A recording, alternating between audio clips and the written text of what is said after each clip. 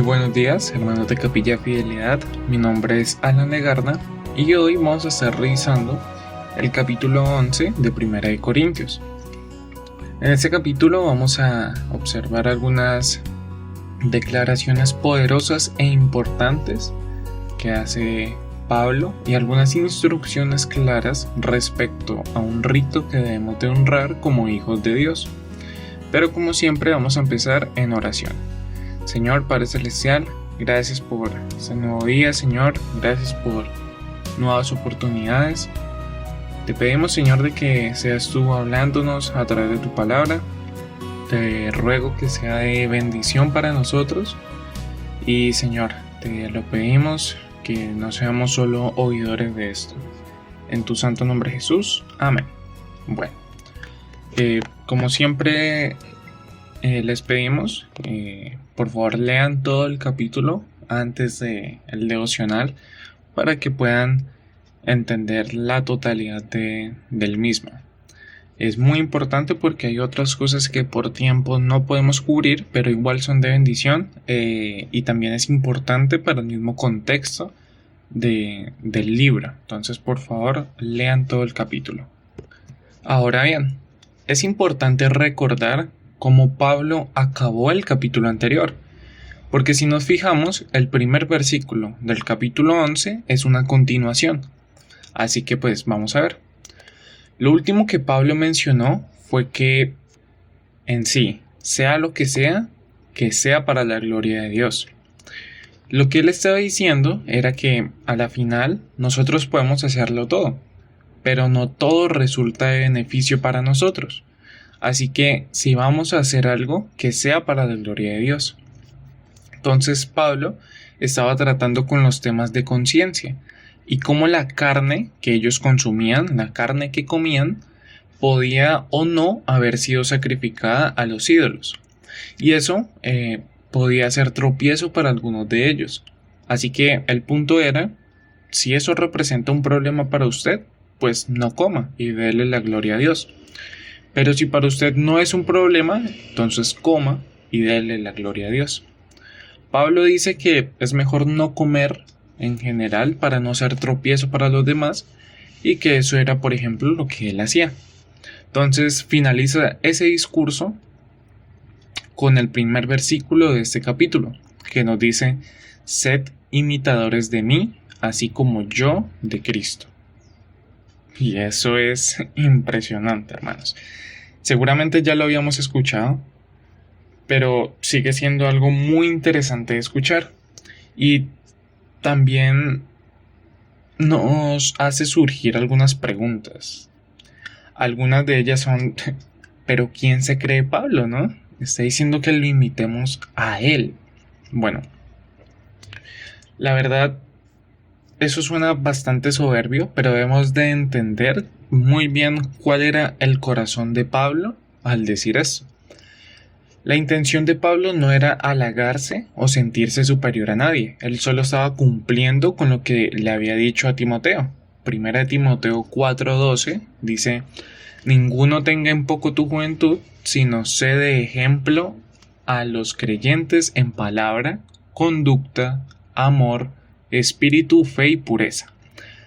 Parte del discipulado, parte de esa tarea de salir y hacer discípulos, es lo que Pablo dice aquí. Una parte de esa tarea es ser ejemplo.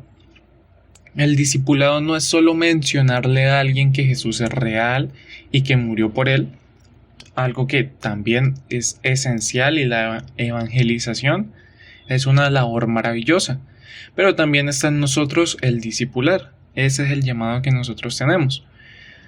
El proceso de acompañar a alguien durante el inicio de su camino en el Señor, tal como lo hizo Jesús con los 12, es importante. Ahora bien, naturalmente, no vamos a emprender un viaje con esa persona por 3 años y medio y vivir juntos y bueno, todo esto. No es así, obviamente, pero sí hay que ser ese modelo o ese referente en que dicha persona se pueda apoyar. Esa es la parte que se está tratando aquí. Si ya llevamos un tiempo en el Señor, si tenemos madurez en Él, conocemos su palabra y podemos discernir es tiempo de ir y hacer discípulos, lo que me llevará a ser un ejemplo para esas personas, donde ellos me pueden ver, no donde van a ver a alguien perfecto, obviamente, pero sí a alguien que vive en santidad para agradar a Dios. Pablo sabía esto muy bien. Si recordamos, Segunda de Corintios 3:3 nos dice, siendo manifiesto que sois carta de Cristo, expedida por nosotros, escrita no con tinta, sino con el Espíritu del Dios vivo, no en tablas de piedra, sino en tablas de carne del corazón. Así que somos una oportunidad para mucho, somos el reflejo de la palabra de Dios. Ahora, si podemos entender lo que Pablo decía y cuál era su corazón en esta frase, entonces ya no nos va a sonar raro el sed imitadores de mí. Él no está diciendo mírenme porque yo soy sin mácula ni error. Él en ningún momento quería decir eso siquiera. Él está diciendo sé que necesitan un ejemplo y así como yo pude ver a Cristo, ustedes mírenme a mí. No porque seamos iguales, sino porque busco ser como Él cada día. Y eso, hermanos, tiene que hacernos reflexionar. Porque les pregunto, incluyéndome, ¿podemos nosotros decir algo como esto? ¿Podríamos decirle a alguien, imítame a mí porque yo imito a Cristo? Y cometemos el error de pensar, claro, es que pues era Pablo. Pero a pesar de que hasta el día de hoy Pablo sigue siendo un ejemplo de un hombre usado por Dios de una manera increíble, Pablo era eso, un hombre usado por Dios, pero era un hombre. Y dice Santiago, hablando de Elías, pero en el mismo contexto, que era sujeto a pasiones semejantes a las nuestras. Eso significa que tenía gustos y debilidades, así como cualquier hombre, como cualquiera de nosotros. Pero su devoción y relación con Dios lo llevó a poder hacer aseveraciones como esta. Y es un ejemplo para nosotros. De verdad podemos decir que es una buena idea ser imitadores de Pablo porque Pablo lo era de Cristo. Así que él no nació con ventajas o algo así. Nosotros podemos ser esa siguiente persona que alguien más pueda imitar. ¿Por qué? Porque nosotros imitamos a Cristo. Después de este maravilloso versículo, nos topamos con otras instrucciones referentes a cuestiones o problemáticas que existían en la iglesia local de Corinto. Se hacen algunas aclaraciones respecto al papel y al servicio de la mujer, cuál es el orden correcto estipulado por el Señor. Siempre recordando eso. No es una cuestión de superioridad, ya que el Señor dice que la mujer no debe enseñar al hombre, pero no porque algunos sean mejores que otros, sino que el Señor deja muy claro que todo es una cuestión de orden. El resto de los argumentos están allí expuestos en los versículos del 2 al 16. Pero como les mencionaba al inicio, por cuestiones de tiempo pasaremos a la siguiente sección, pero siempre es recomendable que ustedes puedan leerla y ver qué es lo que la palabra dice respecto a ese tema tan importante. Pero nosotros pasamos a la sección respecto al rito de la Cena del Señor.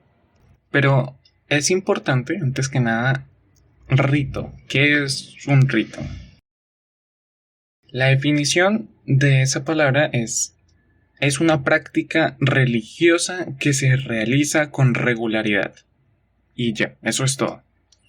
Y lo aclaro porque es fácil tener una imagen distorsionada de lo que es un rito a causa de mil razones de películas o cualquier otra cosa que hayamos visto o escuchado.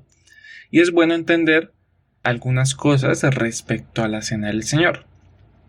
Si la pudiéramos definir de forma muy resumida, es una práctica que realizamos los hijos de Dios para conmemorar el sacrificio de Jesucristo y esperar su segunda venida. Esa podría ser una definición, repito, muy corta de lo que es la Cena del Señor. Es es eso. Y entonces, ¿en qué consiste la cena del Señor? Esa es otra pregunta que nos podríamos hacer. La cena del Señor es realizar un gesto con unos elementos que el Señor tenía en su última cena y tomarlos porque es un mandato del Señor. Estos son el pan y la copa con el zumo de la uva, el vino de la época. ¿Por qué? O sea, ¿qué representan? Representan el sacrificio de Jesús. ¿Cómo? Bueno, ya que el trigo tiene que ser trillado y molido para hacer pan, asimismo Jesús tuvo que ser molido y trillado en su pasión y muerte para brindarnos salvación. Igualmente, el zumo de uvas se extrae de las uvas cuando éstas son pisadas y exprimidas. Así que Jesús también fue pisoteado y fue exprimida su sangre. Ahora bien, una pequeña pausa pero importante de hacer, y es que estos son elementos comunes que representan el cuerpo y sangre de Jesús. Solo eso. Hay mucha gente que dice que la Santa Cena es literalmente un pan que se convierte en parte del cuerpo de Cristo, e igual el zumo de uva que se convierte en sangre literalmente. Y nada que ver, no es así. Esto es solo una idea errada de parte de la tradición y de esta idea que se tiene de rito. Algo como eso sí encaja más en la idea común de rito, pero nada más lejos de la realidad. Recordemos, es una práctica donde el pan y el zumo pueden ser cualquier tipo de pan o zumo de uva, nada especial. Lo especial es el significado que le damos y lo que recordamos a través de esta práctica. Así que podemos decir que lo importante entonces es nuestra actitud frente a estos elementos. Bueno, ese es el meollo del asunto. Esa es la problemática que estaban teniendo los corintios y que Pablo está corrigiendo en este pasaje. Hay muchas formas de tomar la cena de forma indigna. La más común en esa época era prácticamente confundir la cena o tomarla a la ligera como parte de un bacanal o de una fiesta, pues. ¿Qué era lo que pasaba? Que ellos se reunían a comer y a beber y en medio de eso tomaban la cena. La cuestión es que para ese momento ya la gente estaba borracha, estaba ebria, llena, dispersa, de mil cosas, con la mentalidad en todo y ni siquiera sabían qué era lo que estaban comiendo. Creo que ese sería el caso más remoto para nosotros, no creo que sea muy común para nosotros una situación así, pero igual no la descarto del todo, uno nunca sabe, así que tengamos cuidado de en qué momento tomamos la cena del Señor. Pero hay otras formas más comunes para nosotros de tomar la cena del Señor de forma incorrecta. La primera de ellas es nuestra reverencia. Si bien dejamos claro que la cena son solo pan y zumo de uvas, son simbólicos y nos hablan de la muerte de Jesús. Cuando tomemos la cena, pensemos en eso. No es solo un pedazo de pan a la final, es un pan que me dice que Jesús fue molido por mi pecado, y es un zumo que me dice que Jesús fue pisoteado por mi transgresión. Así que tengamos cuidado de tener la muerte de Jesús por poco. Es una forma de recordar y agradecer a Jesús por lo que hizo por nosotros. Debe de tener nuestra reverencia y nuestro respeto. Y la segunda forma es la práctica del pecado. No podemos pretender decirle al Señor, gracias por tu sacrificio que hoy estoy recordando con estos elementos, si en realidad estoy viviendo en pecado. Eso sería descarado de nuestra parte. Y según el pasaje, acarrea juicio sobre nosotros. Y si lo pensamos bien, pues realmente ni siquiera tendría sentido. Le estamos agradeciendo a Jesús por sacarme de mi vida en el pecado, pero resulta que yo sigo practicando el pecado. Eso no tiene ningún sentido. Por eso es importante que quienes toman la cena también sean hijos de Dios, es decir, creyentes. Gente que sabe que debe vivir para agradar a Dios, que ya dejaron de lado el pecado. Obviamente, no que no se equivoca, seguimos siendo humanos, pero sí que sabemos que el pecado no es nuestro estilo de vida, porque de ser lo contrario, la cena puede ser contraproducente para nosotros. La cena nos resultaría de bendición. Así que el llamado en toda esta última sección, hermanos, es: cumplamos con el propósito de la cena del Señor. Pensemos en lo que Jesús hizo por la humanidad cada vez que la tomamos. Hagamos que sea de bendición y provecho para nosotros. No pensemos que es, una práctica que hacen a veces cuando voy a la iglesia o algo así. Piense que es personal y es su forma de recordar y agradecerle a Cristo lo que hizo por usted. Así que recordemos qué fue lo que vimos hoy. Primero que nada, y algo que Pablo nos dijo implícitamente, es: imiten a Cristo. Ese es el primer paso que tenemos que dar, imitar a Cristo. Después, como segundo, podemos decir que debemos ser de ejemplo para los demás creyentes. Recordemos lo que decía Pablo en 1 Timoteo: ser ejemplo de los creyentes en palabra, conducta, amor, espíritu, fe y pureza. Y recordemos que no está mal ser un ejemplo para alguien más, porque nosotros no somos la meta final. La meta final siempre es Cristo, pero nosotros podemos ser ese punto de apoyo para que alguien más pueda avanzar hacia Cristo. Y por último, la cena del Señor.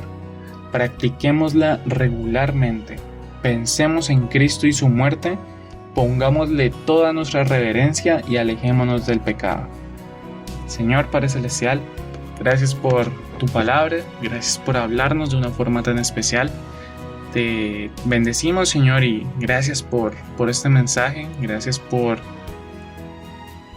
tu misericordia, Señor, y por hablarnos de formas tan especiales cada día. Te lo pedimos en tu santo nombre, Jesús. Amén.